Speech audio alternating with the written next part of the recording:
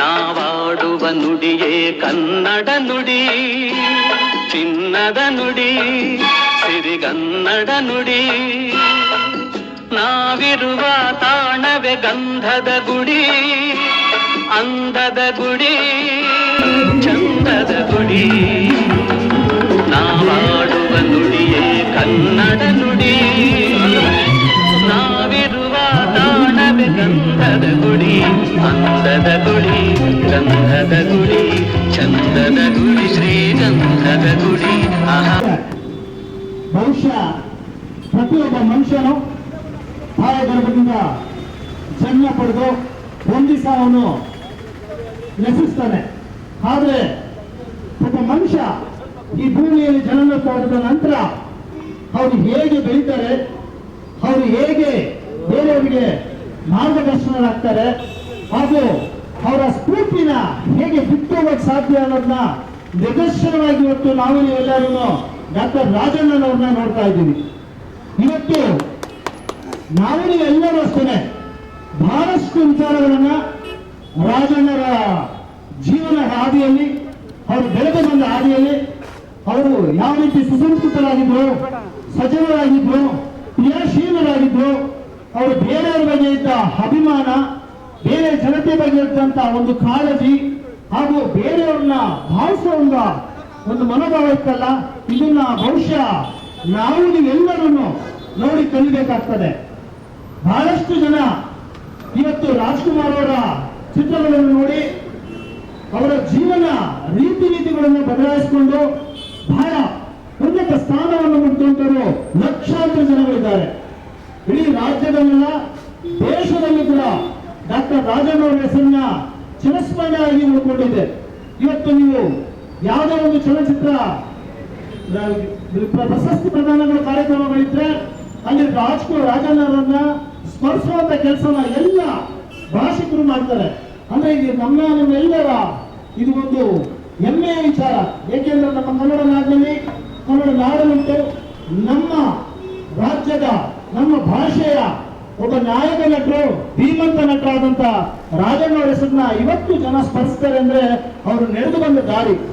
ಬಹುಶಃ ಈ ತರ ಕಾರ್ಯಕ್ರಮಗಳನ್ನ ನನ್ನ ಆತ್ಮೀಯ ಮೂರ್ತಿಯವರು, KC ಮೂರ್ತಿಯವರು ಪ್ರತಿ ವರ್ಷ ಈ ತರ ಕನ್ನಡ ಪರ ಕಾರ್ಯಕ್ರಮಗಳನ್ನ, ಅದು ಕನ್ನಡ ಬರೇ ಡಾಕ್ಟರ್ ರಾಜ್ಕುಮಾರ್ ಅವರಾಗ್ಲಿ ನವೆಂಬರ್ 1ನ ಕಾರ್ಯಕ್ರಮ ಅಲ್ಲ, ಈ ನೆಲ ಜಲ ಭಾಷೆ ಸಂಸ್ಕೃತಿ ಆಚಾರ ವಿಚಾರಗಳಿಗೆ ಯಾವತ್ತೇ ಎಲ್ಲೇ ಚ್ಯುತಿ ಬಂದ್ರು ಒಂದು ಕ್ಷಣನೂ ಅದನ್ನ ವ್ಯಕ್ತ ಮಾಡಿದಿರ, ಅದನ್ನ ಭಾಗವಹಿಸಿ ಅದರ ವಿರುದ್ಧವಾಗಿ ಹೋರಾಟ ಮಾಡಿ ಕೇಸ್ಗಳು ಹಾಕ್ಸ್ಕೊಂಡು ಬಹಳಷ್ಟು ತೊಂದರೆಗಳನ್ನು ಪಡೆದು ಕೂಡ ಇವತ್ತು ಈ ದಲಕ್ಕೋಸ್ಕರ ಓಡಾಡ್ತಾ ಇದ್ದಾರೆ. ಈ ಭಾಷೆಯನ್ನು ಕಟ್ಟಕ್ಕೋಸ್ಕರ ಪ್ರತಿ ವಿಷಯ ಸಲ್ಲಿಸ್ತಾ ಇದ್ದಾರೆ. ಎಲ್ಲರೂ ಇಲ್ಲಿ ಬಹಳಷ್ಟು ಜನ ನಮ್ಮ ಕ್ರಾಂತಿರಾಜರು ಇರ್ತಾರೆ, ಇನ್ನು ಬಹಳಷ್ಟು ಜನ ಎಲ್ಲ ಸ್ನೇಹಿತರುಗಳು. ಇದು ಒಬ್ಬರಿಂದ ಆಗೋ ಕೆಲಸ ಅಲ್ಲ.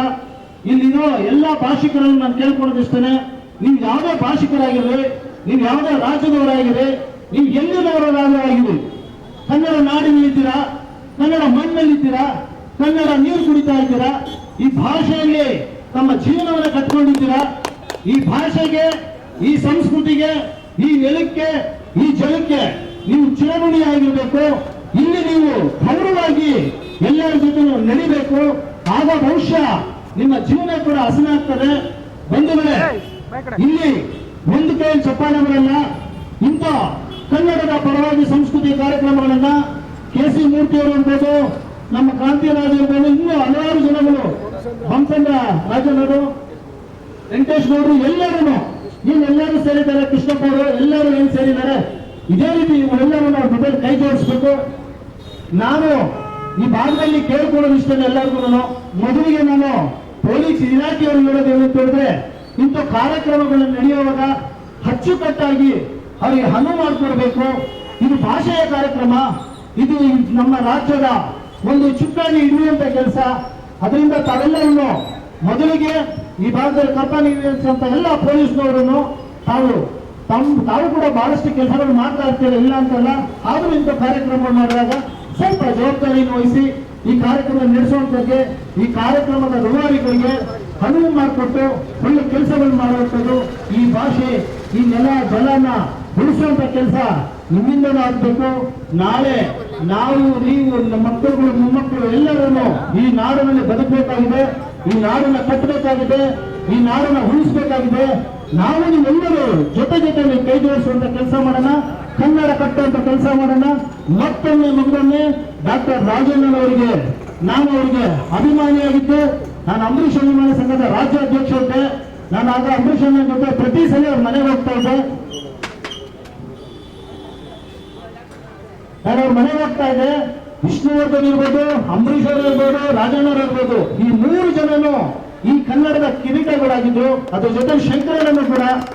ತಾವೆಲ್ಲರೂ ನಿಮ್ಗೆಲ್ಲರಿಗೂ ಏನು ಇವತ್ತು ಈ ಭಾಗಕ್ಕೆ ಬಂದು ಸೇರಿದ್ದೀರಾ, ತಾವೆಲ್ಲರೂ ಕನ್ನಡದ ಅಭಿಮಾನಿಗಳಿಗೆ, ರಾಜಣ್ಣವರ ಅಭಿಮಾನಿಗಳಿಗೆ, ಅದು ನನ್ನೆಲ್ಲ ಕನ್ನಡ ಪರ ಅಭಿಮಾನಿಗಳಿಗೂ, ಈ ಕಾರ್ಯಕ್ರಮ ಆಯೋಜಿಸುವಂತ ಮೂರ್ತಿಯವರಿಗೂ ನನ್ನ ಅಭಿನಂದನೆ ಸಲ್ಲಿಸ್ತಾ ನನ್ನ 2 ಮಾತನ್ನು ಮುಗಿಸ್ತಾ ಇದ್ದೀನಿ. ಜೈ ಹಿಂದ್, ಜೈ ಕರ್ನಾಟಕ ಮಾತೆ.